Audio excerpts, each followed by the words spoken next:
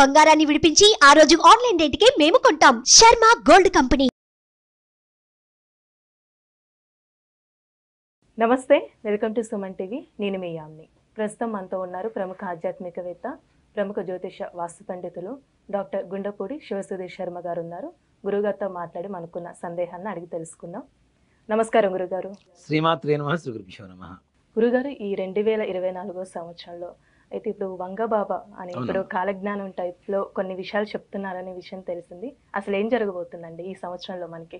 వంగ బాబా అనేది బాబా వంగ అంటారు.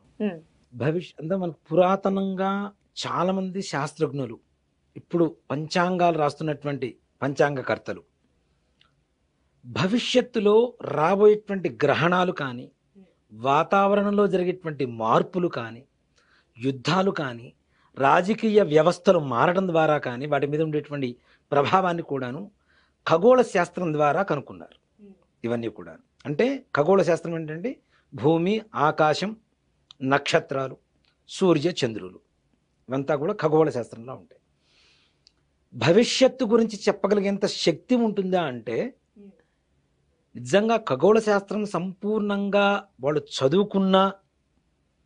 చదువుకున్న దానికి భగవంతుడి అనుగ్రహం వాళ్ళ వాక్కునివ్వటం, ఈ రెండు కలిగితే భవిష్యత్తును చెప్పగలగడం అనేది చాలా అనాయాసంగా చెప్పవచ్చు. పెద్ద కష్టం. అలాంటి శక్తి అంటే మనం సూపర్ పవర్స్ అంటాం కదా, అవునా? అలానే బ్రహ్మం గారి కాలజ్ఞానం, అది కూడా మనం నమ్ముతూనే ఉంటాం. చాలా వరకు జరుగుతూనే ఉన్నాయి ఇప్పటికీ. ఇంకా భవిష్యత్తు గురించి కూడా ఆయన కూడా చెప్పారు. ఇంతకుముందు జరిగినవి, ఇప్పుడు జరగబోయాల్సినవి ఇంకా చాలా ఉన్నాయి ఆయన కాలజ్ఞానంలో. ఈ సంవత్సరంలో ఇది జరుగుతుంది, ఈ సంవత్సరంలో ఇది జరుగుతుంది అని కొన్ని జరుగుతూ ఉన్నాయి. ఇంకా జరగాల్సినవి కూడా కొన్ని ఉన్నాయి. అలాగే ఇప్పుడు ఈ బాబా వంగా గారు ఎవరైతే ఆవిడ ఉన్నారో స్త్రీమూర్తి, మనకి రామాయణం, మొల్ల రామాయణం అని ఒక రామాయణం ఉందమ్మా.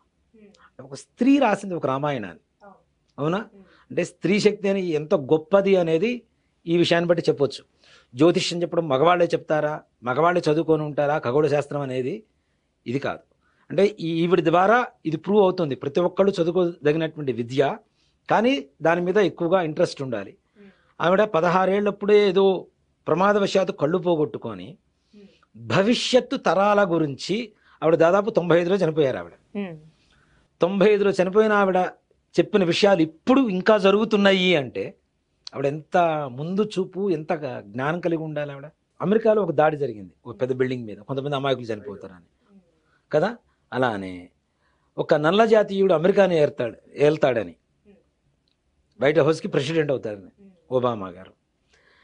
అలాగే 2024లో ఏం జరగబోతోంది, ఎలా ఉంటుందని కూడా ఆవిడ తెలియజేయడం జరిగింది. దీంట్లో ముఖ్యంగా నిజంగా మనం చేస్తున్నటువంటి తప్పులు ఏవైతే ఉన్నాయో, అంటే రాబోయే భవిష్యత్ తరాలు ఇంత దరిద్రంగా ఉంటారు, వీళ్ళ ప్రవర్తన ఇలా ఉంటుందని చెప్పి ముందుగానే చెప్పారు. అంటే మంచు కొండలు కరిగిపోతాయి. మనం చేసేటువంటి దరిద్రపు పని ఏమిటి? ప్లాస్టిక్ ఎక్కువగా వాడటం, ఓజోన్ పొరకి చిల్లులు పడడం, రంధ్రాలు పడడం, సూర్యరశ్మి డైరెక్ట్గా మంచు కొండల మీద పడటం, అవి కరిగిపోవటం, చివరికి వరదలు ఎక్కువైపోవటం, ఎండలు పెరిగిపోవటం, చెట్లను నరికేయటం, ఇవన్నీ కూడాను కొన్ని వందల, అంటే దాదాపు 40 సంవత్సరాల క్రితం ఆవిడ ఊహించింది. 30 సంవత్సరాల క్రితం, ఇప్పుడు చనిపోయిన 95లో, అంతకుముందు రాసినటువంటి లిఖితాలు ఇవన్నీ కూడా. అంటే భవిష్యత్తును తెలుసుకోవాలనేటువంటి తపన ఉండాలి, కానీ ఖగోళ శాస్త్రం వాళ్ళకి చాలా చక్కగా ఉపయోగపడుతుందమ్మా. అవే ఇప్పుడు పంచాంగకర్తలు రాసేది కూడా అదే. ఇప్పుడు నిజంగా సైన్స్ చెప్పింది, సైన్స్ చెప్తుందని చెప్తున్నారు. మహా అయితే సైన్స్ ఈ సమయంలో గ్రహణం రాబోతుందని చెప్పి కొన్ని రోజుల ముందు మనం టీవీలో చూస్తున్నాం. అది కూడా ఏంటి, పంచాంగంలో ఈ సంవత్సరం ఫలానా ప్రదేశాల్లో ఫలానా రోజున గ్రహణం రాబోతోంది అని చెప్పి, ఫలానా గ్రహణం, సూర్యగ్రహణం, చంద్రగ్రహణం ఈ దేశంలో కనబడుతుంది, ఈ దేశంలో కనబడదు. మరి ఏ సైన్స్ చెప్పింది వాళ్ళకి? అవునా? మన ధర్మం, మన శాస్త్రం ఏదైతే ఉందో అదే వీళ్ళందరికీ కూడా నిఘంటువుగా మారింది. అలాగే ఇప్పుడు బాబా వంగా గారికి కూడా అదే పరిస్థితి. ఆవిడ చెప్పిన విధంగా చూసుకుంటే 2024లో నిజంగా ఇప్పుడు దుబాయ్లో జరిగినటువంటి వర్షాపాతం ఏదైతే ఉందో మొత్తం మునిగిపోయింది కదా, అది కూడా ఆవిడ చెప్పినటువంటి భవిష్యత్తులో ఉంది. అలాగే అవి ఇన్ని జరుగుతున్నప్పుడు, అంటే ఈ ఇంగ్లీష్ సైంటిస్టులు కొంతమంది ఉన్నారు, ఖగోళ శాస్త్రాన్ని ఎక్కువగా ఇచ్చేసిన వాళ్ళు, వాళ్ళకంటే కూడా ఎక్కువ పర్సంటేజ్ ఈవిడ చెప్పినవి ఎక్కువగా జరిగినాయి.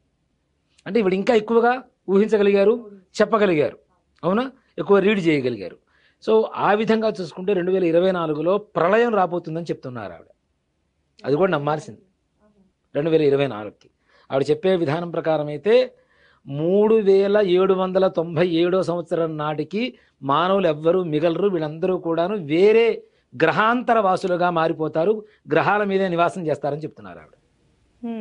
భూమి మీద ఎవరు మిగలరు, మిగిలిన వాళ్ళు ఎవరన్నా ఉన్నారు అంటే వాళ్ళు కూడాను కుజగ్రహం మీదనో లేదంటే చంద్రగ్రహం మీదనో ఎక్కడో నివాసం చేసేటువంటి పరిస్థితులు ఉంటారు, కానీ ఇక్కడెక్కడ మిగలరు అని చెప్తున్నారు ఆవిడ. అంటే నిజంగానే ఇప్పుడు చంద్రగ్రహం మీద మనం చేసిన చంద్రయాను ప్రయోగాలు కానీ ఇవన్నీ కూడా వాడికి నిదర్శనాలుగా నిలుస్తున్నాయి కదా మనకి కదా. అంటే దాని మీద ఎంతవరకు నివాసయోగ్యంగా ఉంది అని చూడటం కోసమే చంద్రయాన్ ప్రయోగం చేసాం, సక్సెస్ అయ్యాం మనం. సో ఇలాంటివన్నీ కూడా ఇంకో గ్రహం మీద కూడా ప్రయోగాలు చేస్తున్నారు. ఇవేంటి అంటే మానవులు అక్కడ కూడా ఉండగలిగేటువంటి శక్తి ఉందా లేదా, వాతావరణం ఎలా సహకరిస్తుంది తెలుసుకుంటున్నారు. అంటే కొన్ని రోజుల తర్వాత తప్పనిసరిగా మానవులు భూమి అనేటువంటి గ్రహం మీద కాకుండా వేరే ఇతర గ్రహాల మీద కూడా నివాసం చేస్తారు అని చెప్పడానికి ఇప్పుడు మనం చూస్తున్నటువంటి ప్రయోగాలు చాలు. ఆవిడ చెప్పింది కదా భవిష్యత్తు. మరి 3979 సంవత్సరం నాటికి ఇక్కడ ఎవరు ఉండరని చెబుతున్నారు. నిజంగానే ఆ కాలానికి అట్లానే జరగవచ్చు కూడా, జరిగే అవకాశాలు కూడా సంపూర్ణంగా ఉన్నాయి. మరి ఇన్ని విశ్వసిస్తున్నప్పుడు 2024లో జరిగేటువంటి ఘోర ప్రమాదాలు ఏవైతే ఉన్నాయో, ఏవైతే ప్రళయాలు ఉన్నాయో అవి కూడా జరిగేటువంటి అవకాశం ఎక్కువగా కనపడుతుంది. అంటే ఆవిడ చెప్పింది నిజం జరగబోతుంది, నిజం కాబోతోంది అని ముమ్మాటికి మనం అందరం విశ్వసించాలి. వీటన్నిటికీ ఆధారం ఖగోళ శాస్త్రం.